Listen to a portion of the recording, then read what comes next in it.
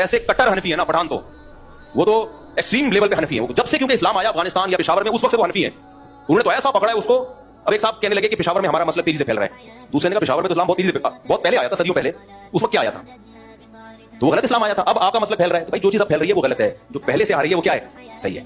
سمجھ رہے ہو کہ نہیں سمجھ رہے؟ تو اس لیے ہم تو اسی صدیوں سے اسی اسلام کو فالو کرتے آ رہے ہیں جو امام محمد نے 6 کتابوں میں، پھر ان کتابوں پہ آگے کتابیں لکھی گئی ہے، قدوری ہے، ہدایہ ہے. ان کتابوں کو اتنی مقبولیت ملی ہے نا، یہ صدیوں سے چلی آ رہی ہیں. حتیٰ کہ غیر مسلم جب اسلامی احکام پڑھتے تھے تو وہ بھی ہدایہ پڑھتے تھے. آکسفورڈ یونیورسٹی میں صدیوں تک مسلمانوں کی فقہ کی کتاب ہدایہ پڑھائی جاتی رہی ہے. تو اس لیے ہندوستان میں بھائی فرقہ پرست ہم لوگ نہیں ہیں. ہماری کوئی مسجد نہیں دکھائی جا سکتی کہ ہندوستان میں یہ ان لوگوں کی پہلی مسجد ہے. اہل حدیثوں کی بھی پہلی مسجد دکھائی جا سکتی ہے اور دیگر فرقوں کی بھی پہلی مسجد دکھائی جا سکتی ہے. ہماری کوئی پہلی مسجد نہیں دکھا سکتا کیونکہ ہم تو صدیوں جب اسلام آیا تو ہمارے تو اسی وقت سے آئے ہیں. سمجھتے ہو کہ نہیں سمجھتے؟ تو اس لیے فرقواریت کا منجر نہیں ہے. ایک صاحب نے کلپ ریکارڈ کروایا کہ دوستو نہ دیوبندی بنو، نہ بریلوی بنو، نہ اہل حدیث بنو، کیونکہ جب ہندوستان میں اسلام آیا تھا اس وقت کوئی فرقہ نہیں تھا، وہ بنو. اچھا وہ کہہ رہے ہیں نا حنفی بنو. جب ہندوستان میں اسلام آیا تھا اس وقت یہ فرقے نہیں تھے، وہ بنو. بھائی جب ہندوستان میں اسلام آیا تھا تو فقہ حنفی آیا تھا. ملیشیا میں جب اسلام آیا تھا تو فقہ شافعی آیا تھا. سعودی عرب جو اسلام کا مرکز ہے اب تک فقہ حنبلی ہے اس میں. سمجھ رہے ہو؟ اب تک اس کا لا کیا ہے؟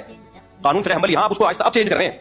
جب سے فقہ حنبلی مرتب ہوا ہے تو سعودی عرب کا لا ہی فقہ حنبلی بنا ہوا ہے. جب مرتب نہیں تھا تو پھر تو نہیں تھا، پھر تو آزاد تھے. جب ایک ریٹرن میں مرتب ہو گیا تو اس کو لا کی شکل دے دی گئی. تو اب تک سعودی عرب میں فقہ حنبلی ہی تھا. 2022 میں بڑی چینجنگ ہونا شروع ہوئی ہے کیونکہ فقہ حنبلی میں رہتے ہوئے بہت سی سیکولر قوتوں کو قرآن و سنت کی اپنے حساب سے وہ تشریح نہیں کر سکتے. تو جب فقہ حنبلی سے آزاد ہو گئے اب آپ دیکھنا سعودی عرب میں نئے مفتی آئیں گے، وہ قرآن و سنت کا لیبل لگا کے کچھ بھی پہنا دیں گے امت کو. یہ ہو سکتا ہے، میں نہیں کہہ رہا ہو رہا ہے، لیکن ہوگا. یہ تو ہوگا. تو جب آپ فقہ کی پابندی سے نکلے تو ہر شخص آزاد ہے. پھر وہ قرآن و حدیث کے نام پہ کچھ بھی مارکیٹ میں لاتا